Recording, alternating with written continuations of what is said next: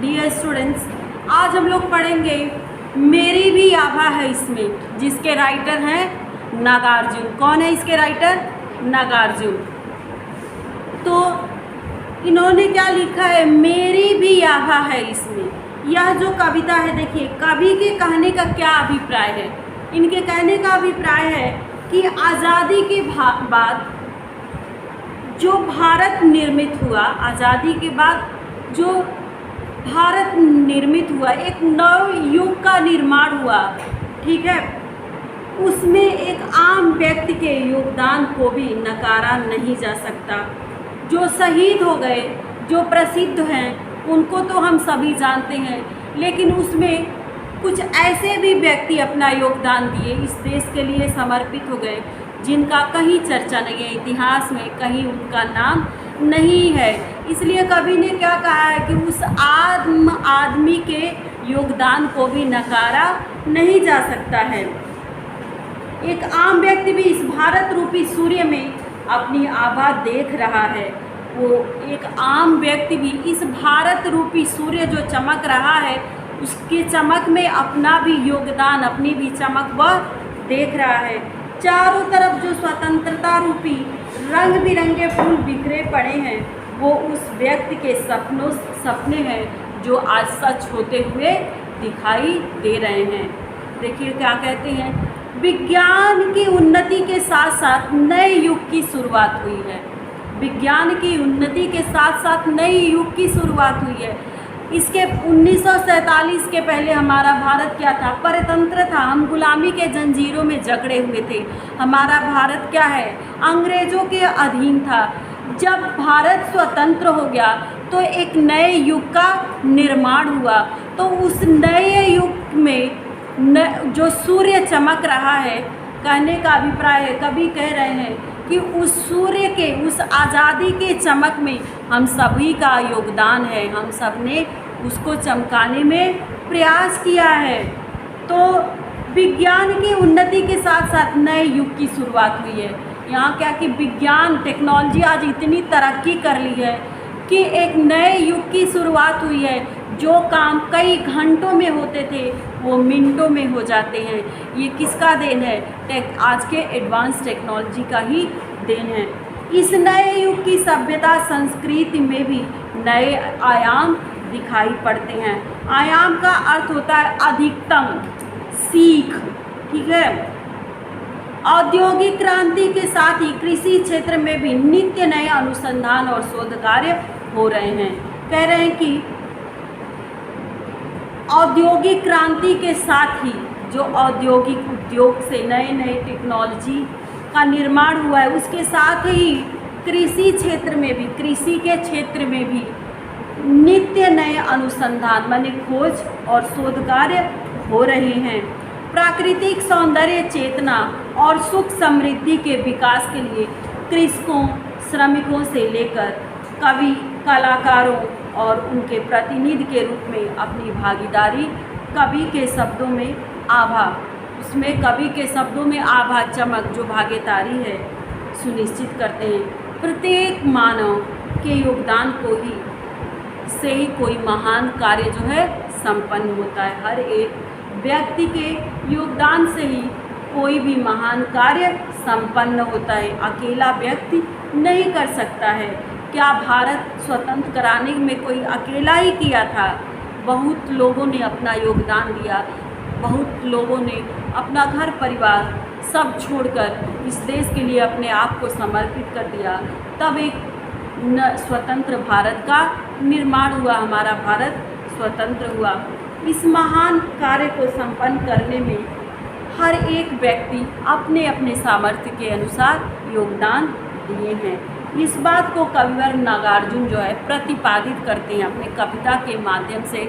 इसे हमारे सामने प्रत्यक्ष रूप से प्रतिपादित कर रहे हैं, दर्शा रहे हैं। देखिए क्या कह रहे हैं, नए गगन में नया सूर्य जो चमक रहा है, जो नव भारत का निर्माण हुआ है, उस निर्माण में, नए गगन में जो स्वतंत्रता रूपी ये नया सूर्य जो चमक रहा है, यह विशाल भूखंड आज जो दमक रहा है, और ये भारत की भूमि जो इतनी बड़ी है, इतनी विशाल है, ये आज जो दमक रही है, खिलखिला रही है, वो हरी भरी है, उसमें कह रहे हैं कि मेरी भी आभा है इसमें। इसको चमकाने में, इसको यहाँ तक के तरक्की में, इसके प्रगति में हमारी भी योगदान है। हमने भी इसके लिए प्रयास किया है, मेहनत किया है, परिश्रम किया है।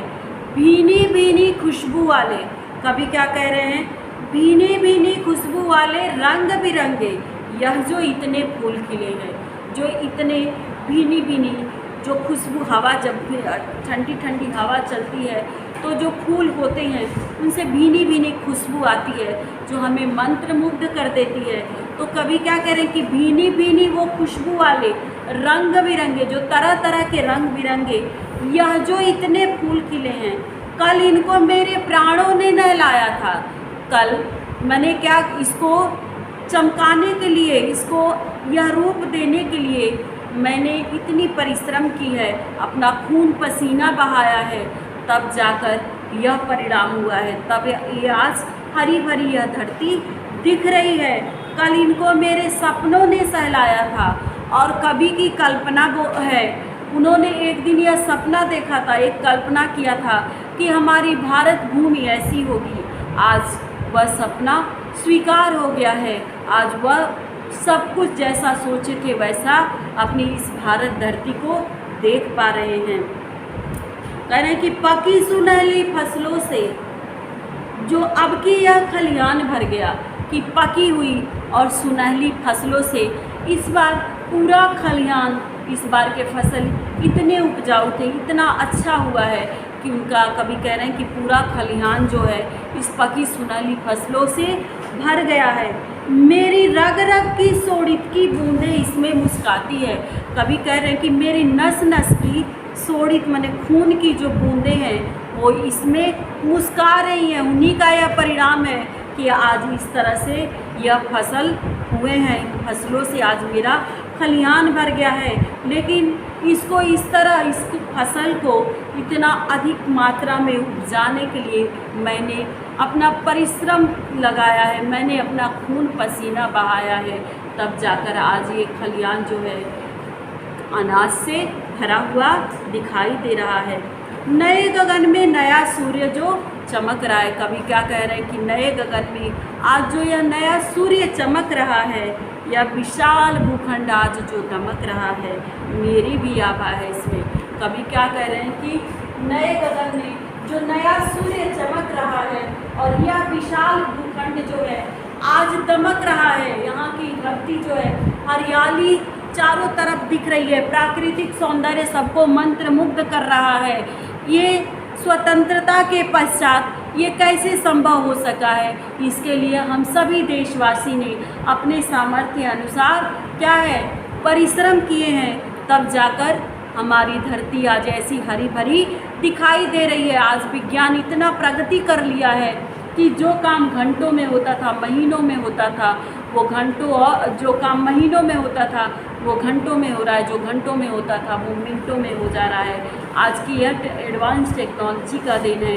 और उसके साथ साथ ही औद्योगिक क्रांति में जो संचार हुआ है, उसके साथ साथ ही कृषि के क्षेत्र में भी ऐसे ऐसे अनुसंधान हुए हैं, ऐसे ऐसे खोज हुए हैं, जिससे खेती करना किसानों के लिए बहुत ही सरल हो गया है और वो सुचारू रूप से खेती कर पाते हैं। तो कभी क्या कह रहे हैं कि आज ये परिश्रम रूपी जो आभा, जो प्रगति रूपी जो सूर्य चमक रहा है, उसमें हम सबका योगदान है। हम सब ने इसमें अपने अपने सामर्थ्य अनुसार परिश्रम किया है, अपना योगदान दिया है। ओके, अब हम लोग पढ़ें। इसके बाद इस लेसन का एक्सरसाइज लिख लीजिए आप लोग, उसके बाद क्वेश्चन आंसर मैं लिखवाऊंगी। फर्स्ट एक्सरसाइज है 3-3 पर्यायवाची शब्द लिखिए। 3-3 पर्यायवाची शब्द लिखिए।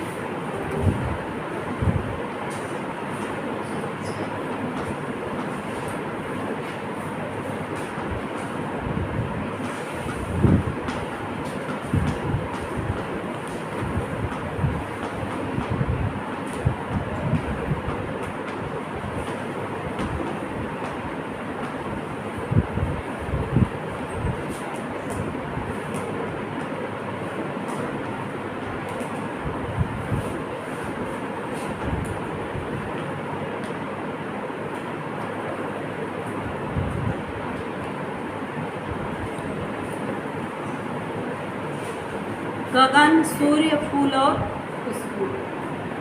गगन, सूर्य,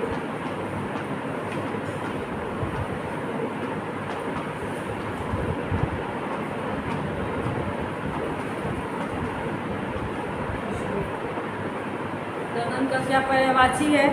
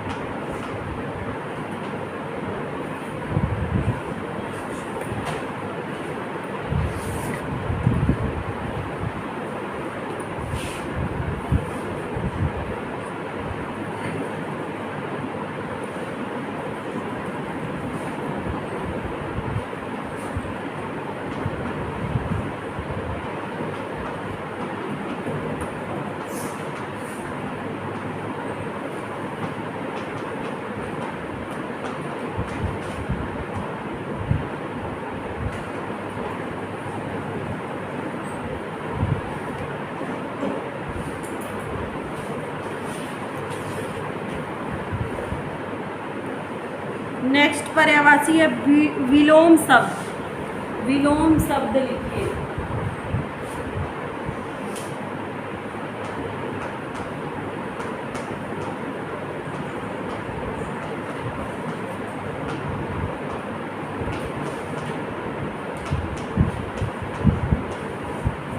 विलोम शब्द लिखिए। विशाल,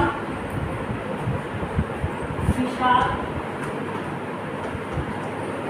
विशाल का विलोम शब्द होगा लघु और क्षुद्र भी हो सकता है। सेकेंड वन,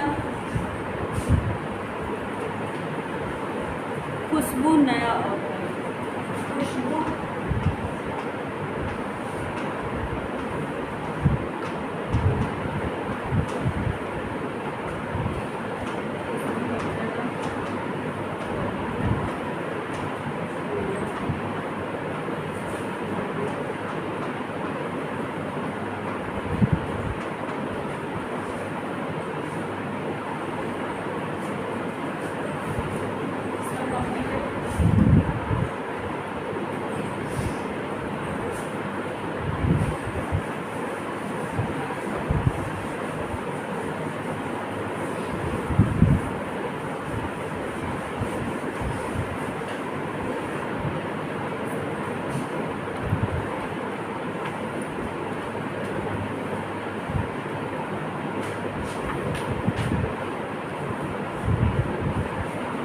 निर्देशानुसार।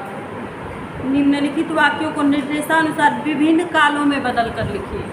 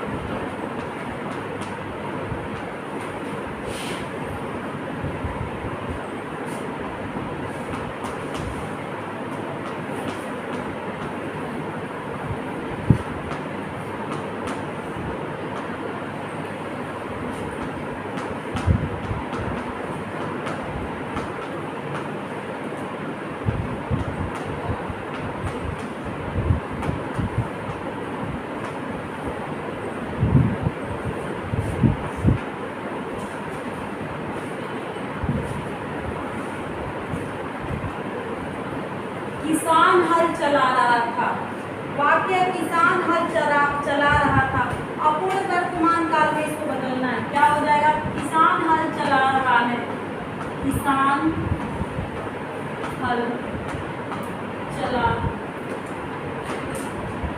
रहा है। सेकंड वन बच्चे स्कूल गए थे। समान भविष्य काल में बदलना है। बच्चे स्कूल जाएंगे। बच्चे स्कूल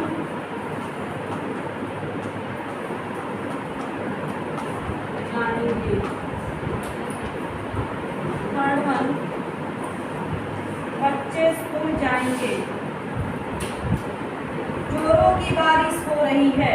अपूर्ण वर्तमान काल में जोरों की बारिश हो रही है। जोरों की बारिश हो रही। जोरों की बारिश हो रही थी। बगीचे में सुंदर रंग बिरंगे फूल खिले थे।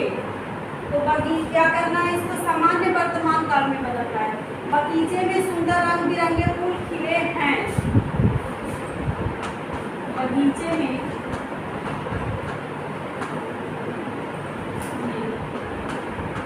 सुंदर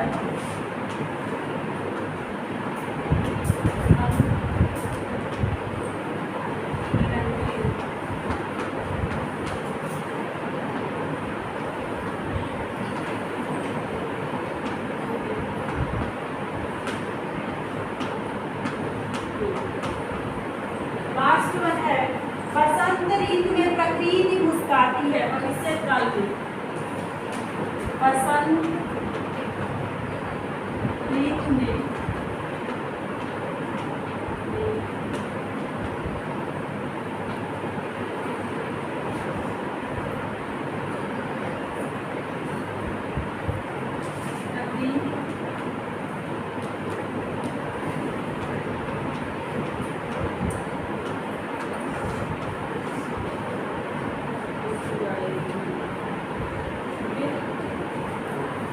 लास्ट एक्सरसाइज है, ही का तक केवल भर मत और नहीं। निपात अविकारी शब्द है, इनका प्रयोग अपने वाक्यों में कीजिए। फर्स्ट वन है ही। फर्स्ट वन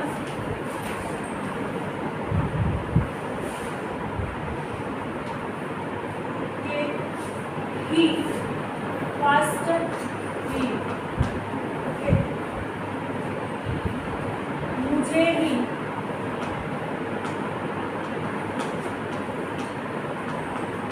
मुझे ही गलती माननी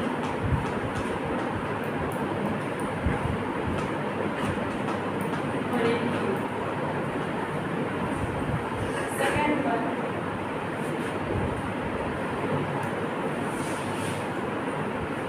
तक तुमने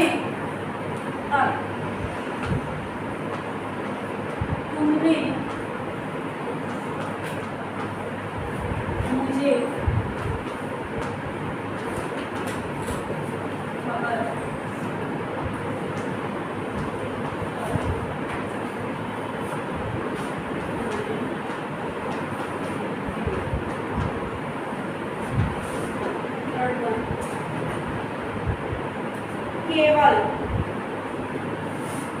केवल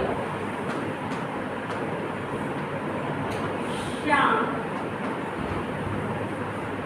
केवल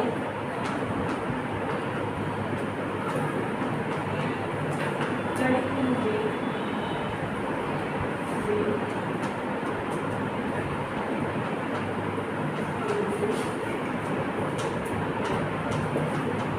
श्याम केवल गणित में कमजोर है। केवल घर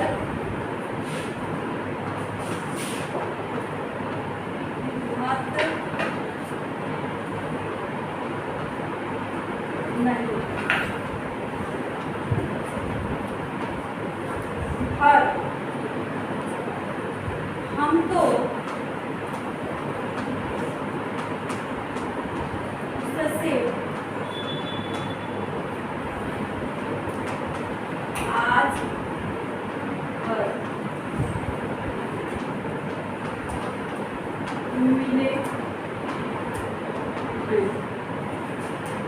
मत वहाँ कभी मत जाना। नहीं नहीं